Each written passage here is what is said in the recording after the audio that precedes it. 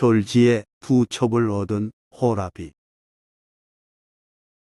경상도 안동의 권진사는 가정을 이룬 지 얼마 지나지 않아 아내가 자녀 없이 병들어 죽고 졸지에 호랍이가 되었습니다.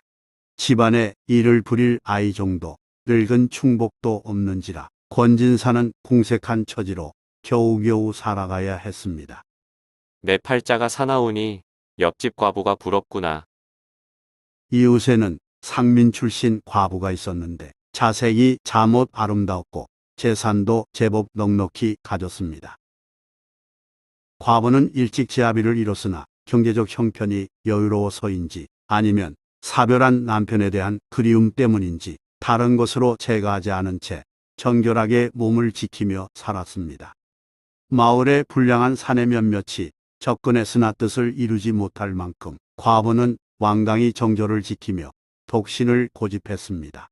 권진사도 관심이 커서 미인 과부에게 매파를 보내 동정을 살폈지만 아무 반응이 없었습니다. 한 번만 더 수고해 주시게. 권진사가 매파를 거듭 보내 의중을 파악하려 했으나 과부는 가타부타 일절 말이 없었습니다. 마음이 없다는 건지 생각해보겠다는 건지 도대체 알 수 없으니 답답하네. 권진사는 직접 확인해보고 싶을 만큼 애가 타도 체면상 그럴 수 없어 그저 야속한 심정으로 나날을 보냈습니다. 그러던 어느 날 권진사가 뜰을 거닐 때 그 과부가 대문 앞을 지나갔습니다.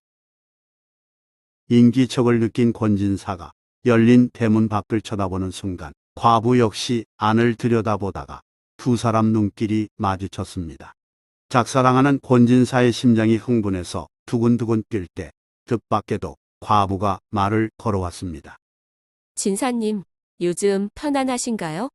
한 마을에서 가까이 살면서도 얽매한 적이 없었는데 오늘 제가 모처럼 한가하니 저희 집에 오셔서 함께 저녁 식사를 드시면 어떨지요? 불감청 연정 고소원이라고 내심 바라던 바였으므로 권진사는 짐짓 여유로운 듯 흔쾌히 답했습니다.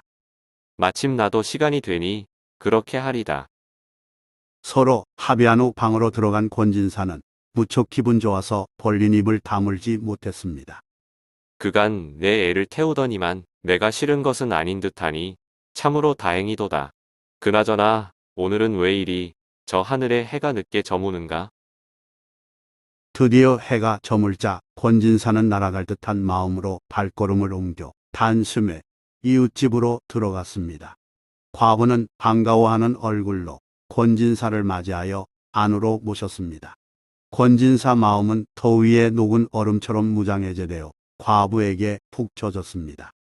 따로 차린 독상에는 맛난 음식이 가득했지만 권진사는 음식을 코로 먹는지 입으로 먹는지 모를 정도로 수시로 여인만 바라봤습니다. 식사를 마친 뒤 과부가 말했습니다. 담소를 나눌 시간이 되시는지요? 물론이요. 혼자 살아서 급한 일 없다오. 이런저런 대화를 나누던 중 과부가 특이한 제안을 했습니다. 진사님, 상투와 편발을 풀고 저와 옷을 바꿔 입고 잠깐 즐겨보시겠습니까? 남자 옷을 입으면 어떤 기분이 드는지 문득 궁금해서 그렇습니다. 양반 입장에서 보면 황당한 청이었습니다. 그러나 권진사는 어렵사리 얻은 기회를 놓치고 싶지 않아 차마 거절하지 못하고 과부가 말하는 대로 따라했습니다. 과부는 머리를 풀고 여자옷 입은 권진사 모습이 재미있는지 미소 지었습니다. 그러더니 흡족한 듯 권진사를 바라보며 말했습니다. 잠자리를 준비했는데 그리로 가실까요? 과부는 과감히 다정하게 권진사의 손을 잡아 이끌며 이부자리가 펼쳐진 방으로 들어갔습니다. 권진사는 속으로 쾌재를 불렀습니다. 오호. 오늘 호박이 넝쿨째 들어오는 날이로구나. 방에 들어섰을 때 과부가 배를 움켜쥐며 다급한 듯 말했습니다. 진사님, 먼저 주무세요. 저는 뱃속이 급함으로 방변한 후 돌아오겠습니다. 권진사는 이불에 들어가서 과부를 기다리며 곧 펼쳐질 뜨거운 시간을 상상했습니다. 그렇지만 여인은 한참이 지나도 돌아오지 않았습니다. 무슨 일이 생겼는가? 언제쯤 오려나? 권진사는 의심스럽고 괴이하게 여겨 뒤척거리며 잠들지 못했습니다. 그러다 밤이 깊어졌을 때 밖에서 인기척이 나더니 여러 장정이 느닷없이 방으로 난입했습니다. 괴한들은 권진사를 이불째 묶어서 짊어진 채 거리로 나섰습니다.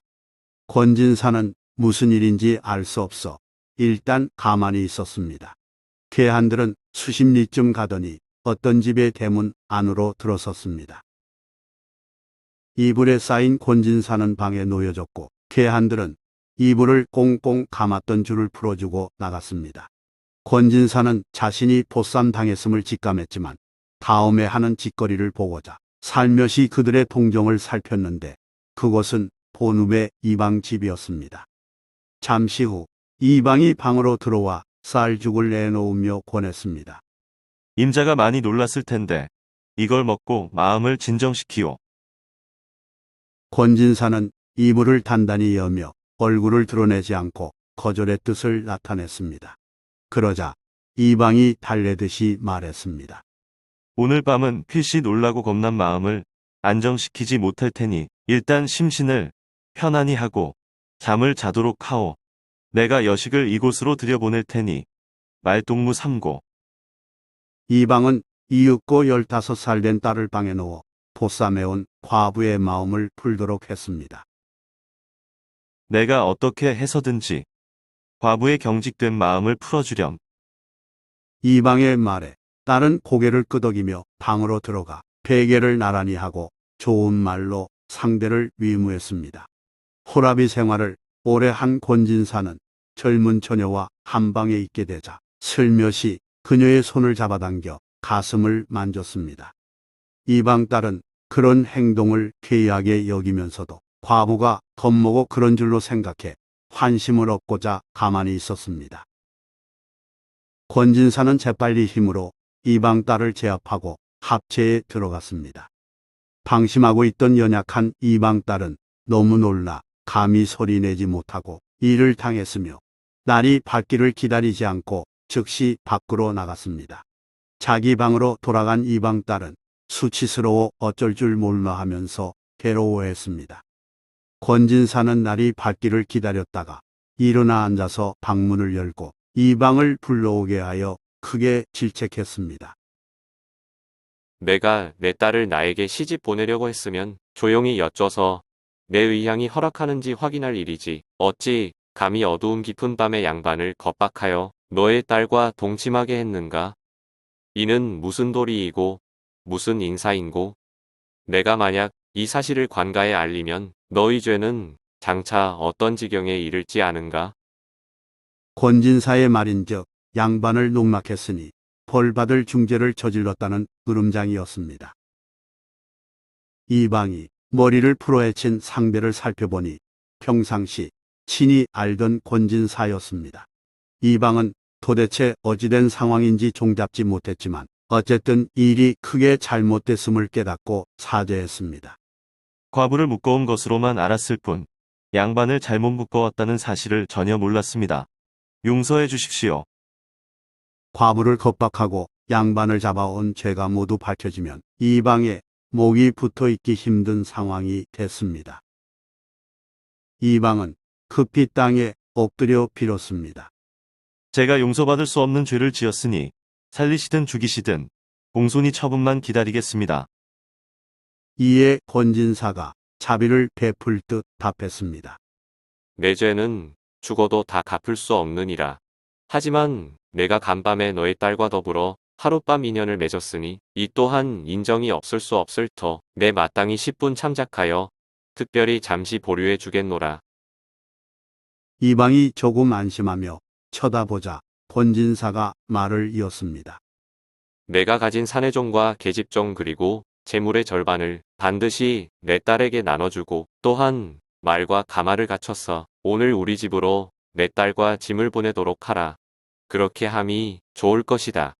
어찌하겠느냐? 이방은 죽을 지경에서 벗어나게 됨에 감사해하며 즉시 이행하겠노라 약속했고 권진사는 식사한 후 귀가했습니다. 권진사가 집에 이르렀을 때 이웃집 과부가 찾아와 사연을 밝혔습니다. 저는 지아비를 잃은 후에 재혼하지 않기로 맹세해서 누가 어떤 말을 할지라도 받아들이지 않았습니다. 그런데 일전에 이방이 모일밤 저를 보쌈할 것이란 말을 우연히 듣고 무척 놀라고 두려움을 느꼈습니다. 그런 자에게 욕을 당하느니 이웃집 양반에게 회절함이 차라리 나을 것 같아서 감히 이를 꾸몄습니다. 용서해 주소서. 그제야 권진사는 의문을 풀었습니다. 과부가 느닷없이 식사를 초대한 일, 의복을 받고 입자고 한 일은 화를 면하기 위한 때였던 것입니다. 과부가 덧붙여 말했습니다. 진사님께서는 한때 행액을 겪으셨을지라도 그 일을 인연으로 처녀를 얻으셨으니 다행스러운 일이 아니겠습니까? 저는 수절과 부로서 이웃집 양반 손을 잡고 옷까지 바꾸어 입은 바 정절이 훼손됐습니다. 이제부터는 진사님과 함께 살겠습니다. 그 말이 진심이요? 그렇다면 고맙구려. 조금 있으니 이방 딸이 말에 짐을 가득 싣고 가마에 탄 채 권진사 집에 도착했습니다. 궁핍한 호랍이 신세였던 권진사는 하루아침에 첩을 2명이나 얻게 됨에 크게 기뻐했습니다. 더구나 과부의 재산이 넉넉한 데다 이방 딸도 재물을 많이 가져왔기에 권진사는 평생을 편안하게 누렸으며 자손 또한 번성했다고 합니다. 좋아요 및 구독은 영상 제작에 큰 힘이 됩니다. 고맙습니다.